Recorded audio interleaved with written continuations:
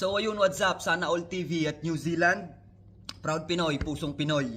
So sa video na ito ay magbibigay lang ako ng reaksyon at ng comment sa comment ng isang ating kababayan na nandito sa New Zealand. So nag-comment siya sa aking vlog.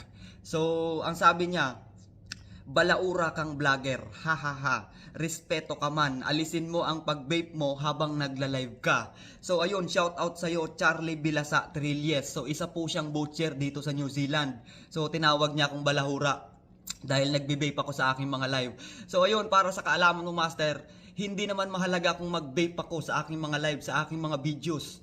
Ang importante dito, yung na-share kong opportunity sa ating mga kapwa Pilipino, sa mga kababayan natin na nangangarap na makapunta at makapagtrabaho dito sa New Zealand. Yun ang mahalaga dun, yung nagagawa kong tulong. Simple man, at least nakakatulong ako. Kaya saka mo na ako tawaging balaura kapag may nagagawa ka ng mabuti sa iyong kapwa. Ulitin ko, Charlie Bilasa Trilles. Alam mo, masakit yung reality bro. Na kumakahol lang yung aso dahil hindi kilala yung tao. Yun yung reality bro. Sakit nun. So shout out sa'yo. So mabuhay ka hanggat gusto mo. So ayun. Nakakatawa ka lang no. So sana gumawa ka na lang na mabuti. Tumulong ka na lang sa kapwa, hindi yung puro kang ngawa.